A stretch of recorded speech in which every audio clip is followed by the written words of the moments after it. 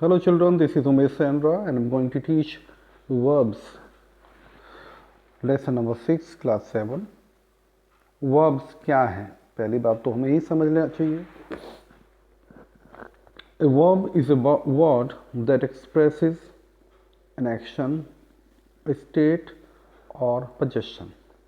Verb वो शब्द होते हैं जो एक्सप्रेस करते हैं किसी एक्शन को, किसी कार्य को, किसी स्टेट को या पोजेशन को. Example, a verb may tell us, verb हमें बताती है. पहली बात ये, what a person or thing does, कि कोई व्यक्ति या कोई वस्तु क्या कर रही है, क्या करती है. For example, a doctor treat patients, doctor patient को ट्रीट करते हैं. यानी इस सेंटेंस में हमें ये बता रही है, ये वर्ब क्या है, ट्रीट, कि आखिर कोई व्यक्ति या कोई वस्तु क्या कर रही है, क्या करती है. दूसरी बात ये बताती है, what is done to person और थिंग, किसी वस्तु या किसी व्यक्ति के लिए क्या किया गया है.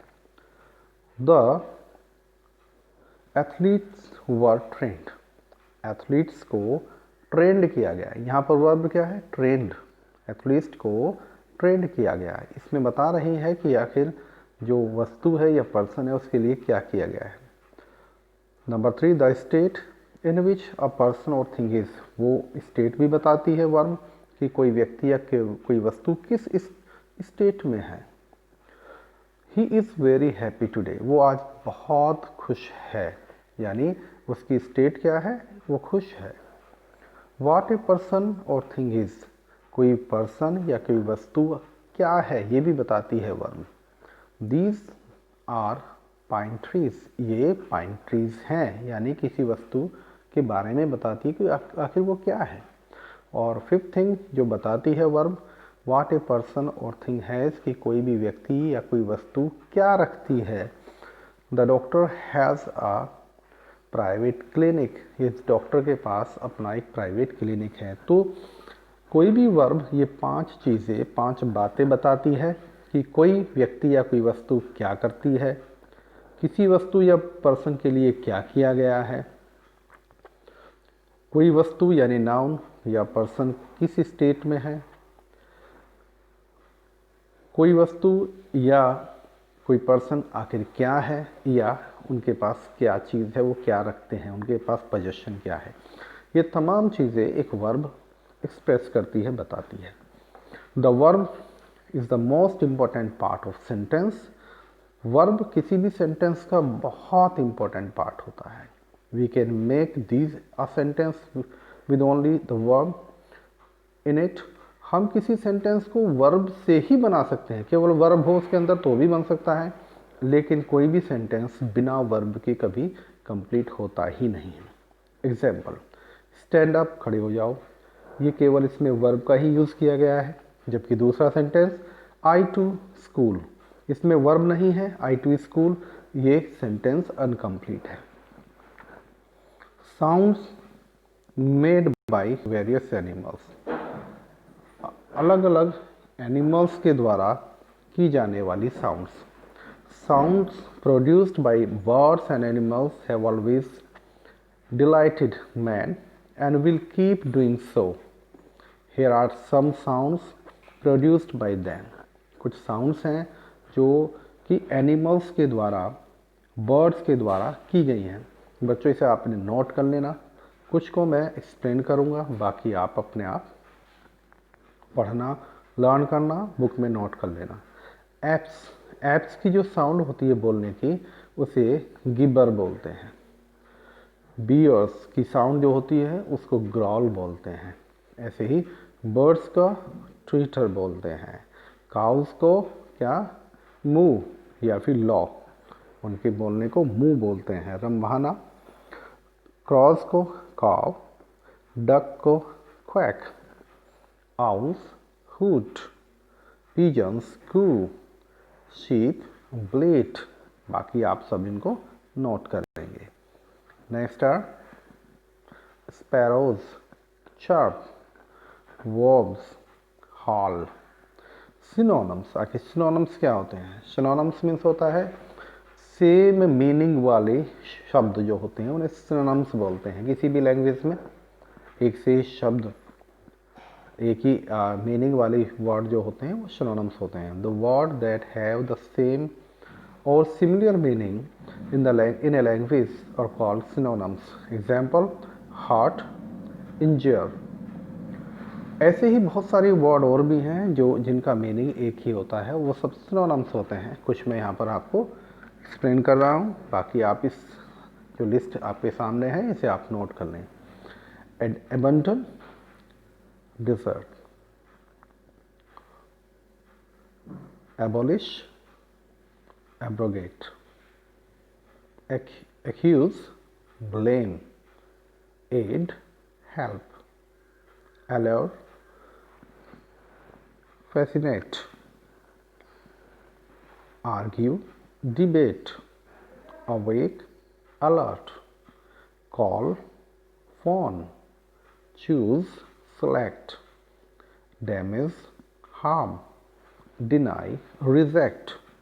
All these are of the same meaning and these are called synonyms. इनको आप नोट करेंगे।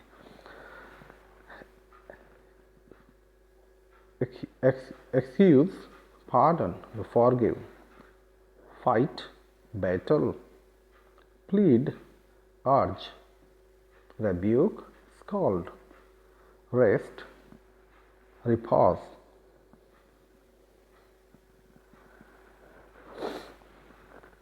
tremble, shudder।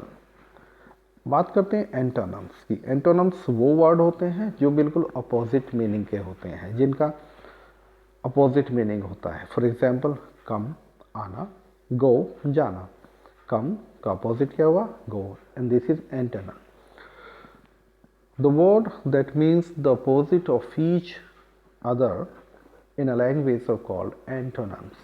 Some words I am explaining, बाकी आप इस लिस्ट को अपने नोटबुक में नोट करना। abolish, establish, abound, lack, act, lace, adjust, dislocate, aid, prevent, help, deter, hurt, heal, break, make,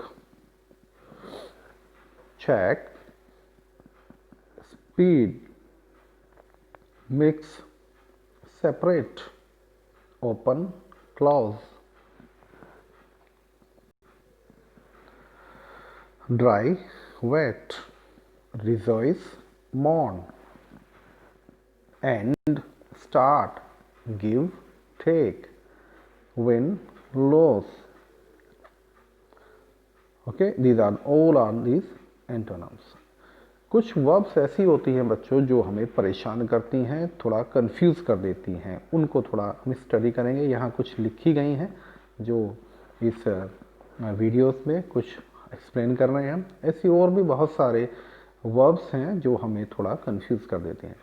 given below are some confusing verbs. Study them to understand the difference between the verb in each pair.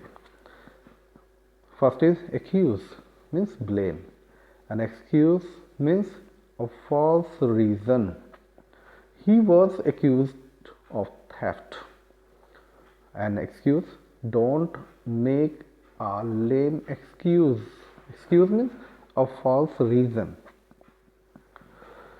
Born, take birth, and born, B-O-R-N-E, means carried. Gandhiji was born at Porbandar in 1969, and B-O-R-N-E, carried means ले जाना. The heavy load was borne easily by the camel. Command, order, and command, phrase. Spelling थोड़ी सी change है। Command ए लगा हुआ है यहाँ पर और यहाँ पर ई, command. The army chief commanded the soldiers to cease fire. Command means praise, प्रशंसा करना.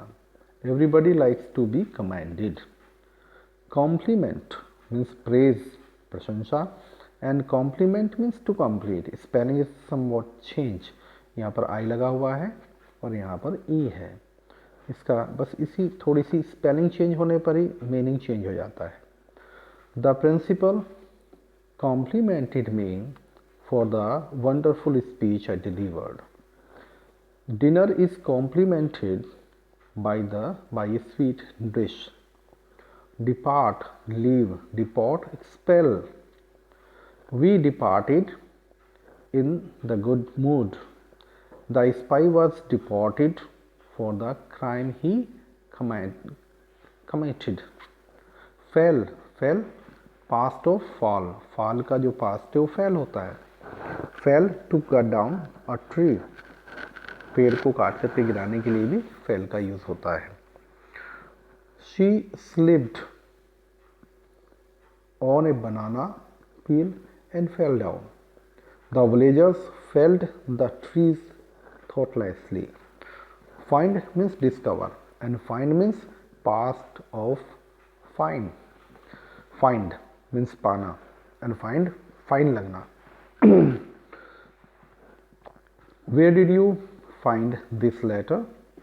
And next is the biker was fined ₹500 for not wearing a helmet. Next one is found. Found is the past of find and found to lay the foundation. Foundation रखना. He founded a 10 rupee note in the classroom. Swami Dayanand founded Arya Samaj. स्थापना की. Founded Arya Samaj. Hanged means put to death. लटका देना, मृत्यु के लिए फांसी लगा देना. Hung suspended. The culprit was hanged yesterday. Culprit को कल फांसी की सजा दे दी गई. The clothes were hung on the cloth line.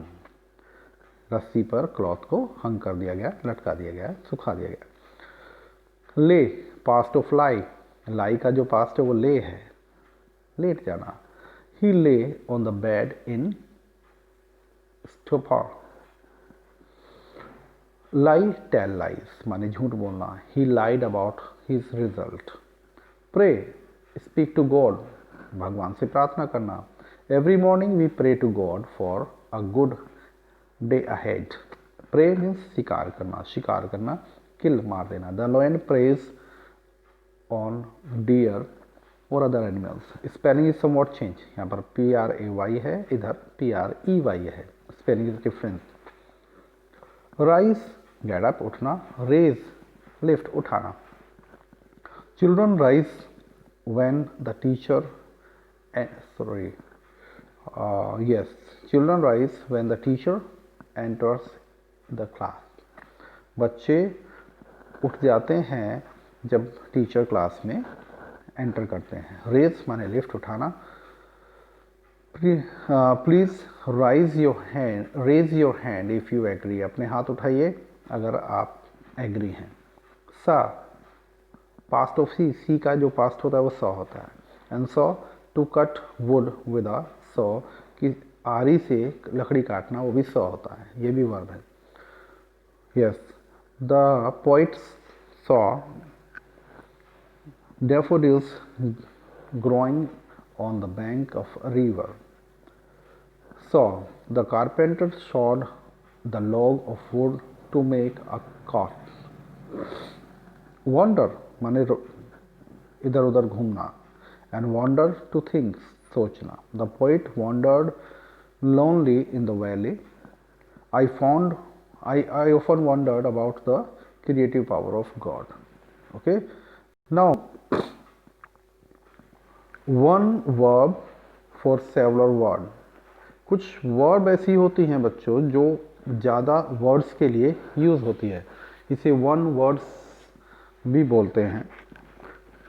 Now उनका प्रयोग अगर हम करते हैं तो हमारी जो हम लिखते हैं वो हमारा बहुत ज़्यादा इम्प्रेसिव हो जाता है. जो भी हम लेख लिखते हैं अगर ऐसी वर्ब्स का यूज़ करते हैं जो बहुत सारे वर्ड को शो करती हैं, जिसके मीनिंग में काफ़ी वर्ड आते हैं, तो हमारा आर्टिकल जो हम लिखते हैं वो छोटा भी होता है और इम्प्रेसिव भी होता है.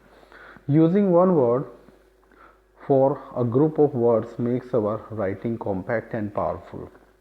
It influences the reader. Here are some verbs that can stand for many verbs. एक यहाँ लिस्ट दी गई है, इसे भी आप अपने नोटबुक में नोट करेंगे, लर्न करेंगे. First is ascend, ascend,